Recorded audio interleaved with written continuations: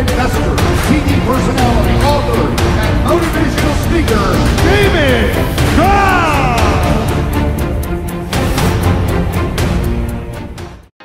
I'm excited, I'm pumped. You know, there's very few of my fellow speakers that, you know, I get excited about taking the stage with. I'm about to take it with Grant Cardone at the 10X conference, and he always throws some really good questions at me, and I always keep asking him, how's he gonna 10X me?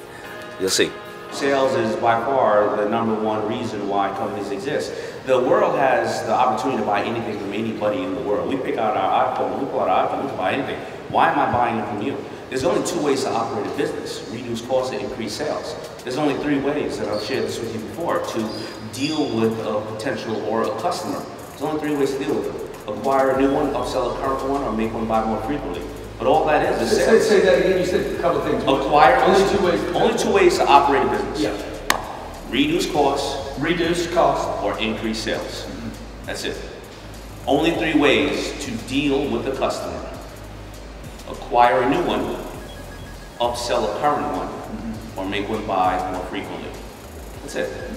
You know, I'm a guy who came from the streets. I'm going to talk about it in a very simple way, not this high level, you know what I mean? Yeah. This stuff is like for everyday people to understand. And if you understand these simple basics and fundamentals, then you can build upon it and make sure you do it your way.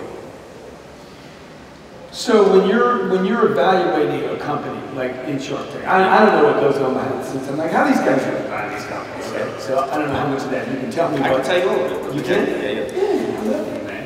So like when I watch you do it, it seems pretty simple. You're like either interested in it or not. It either fits your well, no, because you know you got to think about it like this. Half of those pitches are anywhere from 45 minutes to 2.5 hours. You're going to see 8 minutes of it, and that's 8 minutes of it, and they have 24 cameras shooting all of us, shooting each chart, whatever. So they technically have about 24 hours worth to narrow down to 8 minutes. So my thought process is going through various things, and you're only seeing a little bit of it. Often somebody will come on Shark Tank, and I will say, man, I hate this idea.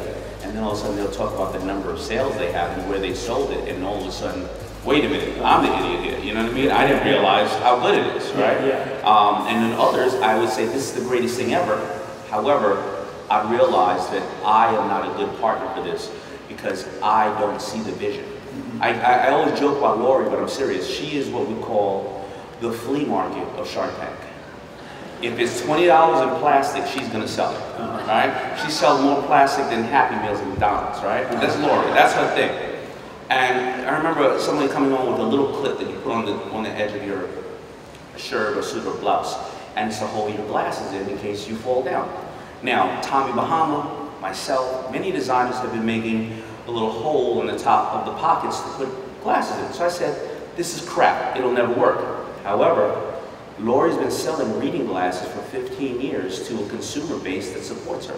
She goes on and buys this little piece of crap, and she's done $10 million worth of this garbage. Wow. And I hate her. You hate her. You know, I think the lesson we can learn from this is all of you who are trying to raise capital, find partners, make sure you're not so eager to make sure the partner only is a dollar partner and they're not a strategic partner, and what's in it for you. How will you value? Now, if you're going out and you're raising like a, you know, Grant shows you how to get capital from the bank, then okay, the return is interest that they will get paid upon. But if you're looking for strategic partners and they don't see the value in your company, they can actually hinder you because that's a percentage you're giving away to somebody who's not going to bring value to you when you could have gave it away to somebody's going to pay and they're going to bring value. So be very you know, conscious of where you get money from. All money is not good money. What does that mean, all money is not good money? Well, all the money is not good money. If you came to me and you said, hey, I'm doing that glasses, those type of deal, then I would say, okay, here's your $200,000 that you're asking for, but then you call me and say, well, can you help me get to the reading glasses market, or the optical market? I said, I don't know anybody there. You should have done a deal and taken $100,000 instead from somebody else who said, I'm a distributor, I'm a manufacturer. So you're saying the guy I sold you a piece of my business. Yeah, and then you can't actually help me. I can't help you. So you're saying all money's not good money. All money's not good money. Also, don't take your money too soon. That's what I was going to ask you. And would a person be better off than selling a piece of the business, be better off taking a loan out? Taking a loan out, doing other things. You know, OPM doesn't have to be other people's money for the other people's manufacturing, mind power, manpower, marketing. You know, when I first got an order for $50,000 t-shirts, I remember going over and saying, all right, the store, they didn't want to give me, I didn't have the money. They didn't want to give me the money straight up because I would have bought a brand new Hyundai. You know what I mean? If you would have given me $50,000 at that time. I went over to my screen printer, he was making my shirts for $6. I said, do me a favor. I'll give you $7 if you make the shirts for me and you're going to deliver them directly to the store. The store will pay you. I don't have the money in advance. But the screen printer said, all right, I was normally making X, now I'm going to make more on it. I know this kid ain't got the money, but I know the store has the money, and that store also may come and use me for other screen printing. The store said, I trust the business who's been around, not the kid. Okay, what did it cost me? I wouldn't have had those sales anyway. It didn't cost me anything on my company. Do you guys understand what he just laid out there? So, now how did you come up with that creativity? Because I was broke. Yeah. And I had to... and you were committed to another outcome. I had to figure it out, right? Yeah. And many of us do the same thing. We go out and we say we want these orders, and what happens? You may end up getting an order. Yeah. And then you're like, what the hell did I do? Yeah. How am I going to figure this out? How much creativity do you think comes, and I was interested because Sarah Blakely was here this morning. Into what? Sarah was here, and I was like, I wonder how much different she's running her company today when she has money as opposed to when she had $5,000. How much of a disability is money? Because I think a lot of people think if they had money, it'd all be great. Huge disability, huge. That's why with Power Broke, because once I started to make a lot of money, I went and started acquiring companies, and I decided to do exactly what I had not done before. I bought the high-priced marketing agency. I bought all these big salespeople and all these other people who promised to sell stuff. But you know, if you don't roll up your sleeves and you dig into it yourself, you don't know what people are telling you the truth or not. And $6 million later, I realized that I blew the money. Now I figure it out, even now, today. And if you didn't have that money then, would you have still figured it out but not lost the $6 million? I would have figured it out. I would have figured it out. You know, money becomes, you know, and also, you know, let me tell you something. When your business is suffering and you're like, well, let me spend more advertising, and the salespeople and everybody else are like, well, you know what else you need to do? No, you need to sell. Right? Stop telling, all you're selling me is how long I should keep paying you. Yeah. Right? You need to go and take your ass out and sell. And you need to know how to sell personally yourself. The CEO? The CEO has to sell. But the CEO's a CEO. I mean, shouldn't the CEO be some guy in the office delegating and telling people what to do? Yeah, I mean, they should be, or they could also be a guy who now has to leverage everything they have in their life because they weren't on the front line selling. You know, they were showing up at the trade show a day late and leaving a day early, right? They were letting their CMOs and all these other people who are number crunchers tell you about all the beautiful things. Oh, we need to do a photo shoot in the Bahamas. No, we need to show a photo shoot in Harlem. You know, I ain't got it like that. That you would, if you had a bunch of money sitting around, you said, yeah, but when I read the Power Broke, I'm like, because Elena kind of blames me sometimes for being broke all the time, or kind of poor, like, you know. I'm like, dude, we don't have any money. I got rid of it. Daymond John said there's power in being broke. I think power in being broke? Yeah.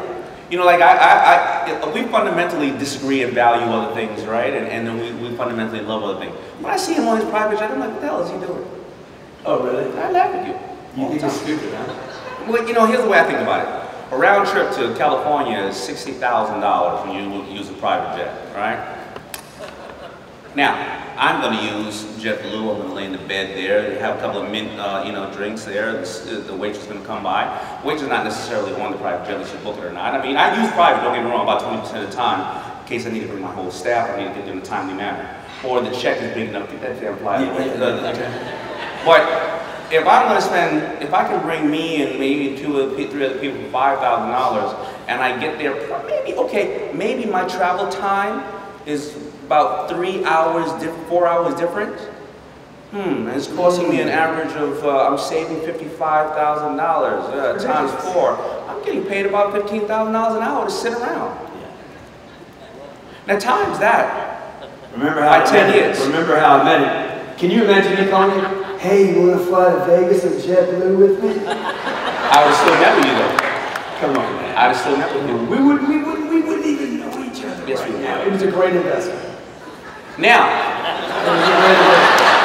as I was saying, It's a great investment. You know, but however, I say all that, but we both operate in different ways, and that's the beauty of Shark Tank. You have a bunch of sharks up there who believe fundamentally different things, and if that is where his quality of life is that he wants to be, then it's okay. Now, don't get me wrong, I spend some good money on some real stupid shit myself, but you know, it's just some different stupid shit. Okay, you've been to my offices, and you know I have a lot of diversity. Yes. And I know you believe in that. What is the importance of people hiring from the whole pool of available talent in the world? So diversity comes in various different things. It comes in not only race but religion, but also age. Right? Age diversity, bringing in more mature individuals who've been through it, and bringing in some of these kids who are 17 years old and they're communicating around the world in totally different ways. I think diversity is the mother of innovation. You know, because you and I, we may see things together, and it's fine, I grew up with you, but when I realize that another person on the other side of the planet who grew up totally different ways sees value in something else we're doing, or they go, you know what, you should have thought about it like this. That's what makes us so great. That's what makes the country great, you know. And I know we're going through a tough time, I'm not getting into politics now, but diversity is actually what creates innovation by far. You know, if you're talking amongst yourselves all the time, then you never get out of that ivory tower, or you never get out there to see what's going on, then you're the one who's ignorant, right? So my company is extremely diverse. Female, males, young kids, old kids, Indian, Korean, Asians, you know, African Americans, Caucasians, and diversity has probably been the #1 reason for my success. You know, my father left when I was 10 years old. My mother ended up, you know, bringing somebody in my life with my stepfather, and he happened to be of the Jewish faith, right? And at that time, you know, us cultures, we believed various different things. You know, I thought, you know, white people walked on water. They don't have any problems. So a lot of times growing up in the hood, the people in authority are calling you the N-word, right? So you never respect or value them. And because you feel they don't value you. Well, he taught me 2 things when he came in my life. He taught me that #1, love doesn't come in color or gender. And white people are just as screwed up as everybody else, right? And that would allow me to walk in a room, and walk in a room as a man, not a black man, not a minority, not anybody else, because he always told me, Daymond, you better be pro-black, but never anti-anything else. And if we look at any kind of social upbringing, or even the civil rights war, or anything, it was always many diverse people coming together for one common cause, and that creates innovation.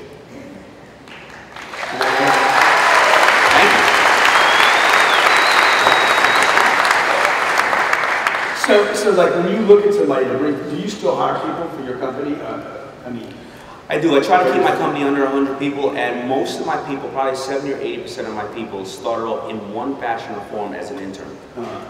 They either started as a college intern, well, got credit, or they started as a person who was a professional in another industry, and they didn't come in an intern. That's illegal. They would say something like, I'm used to getting this amount of salary, but you know what? I'm gonna come in and give you 3 months. I'm gonna bust my ass for this amount of salary because I'm gonna show you what I can do.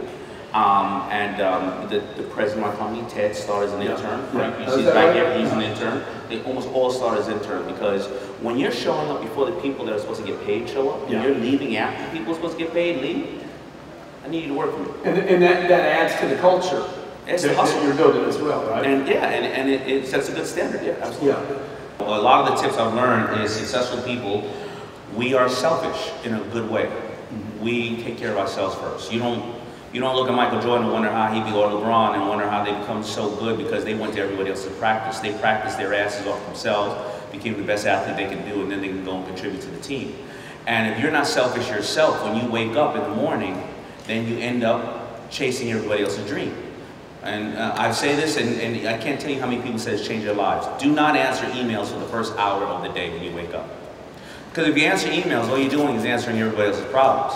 How many of you got that email in the morning that said, I solved everything that I was asking you about yesterday and I got $1 million check heading your way? That don't happen, right? Don't go on social media, even Grant's and mine, in the first hour of the day. Why? Not his. Come on, mine. I'll tell you why you can't go on Grant, because what's going to happen is you're going to go in there and then you're going to stay on there, then you're going to start looking at the funny stuff and everything else, because here's what happens. If you wake up in the morning with all these problems from everybody else on your email, right? And then you take another hour looking at everybody on social media who is, you know, sexier, prettier, having a better time than you when they're all screwed up. You end up having all these worries of the world and then getting depressed from all this other stuff. And you stop thinking about yourself. Also, prioritize your personal life and your health and your family. Make a schedule to call your mothers, kiss your mother, go to dinner with your daughters. One of my friends, and this is great for you because I didn't know this, I didn't have this technique in my life when my two girls were growing up, my two oldest girls. My friend made sure that he takes each one of his daughters out on a date every 2 months, just one at a time.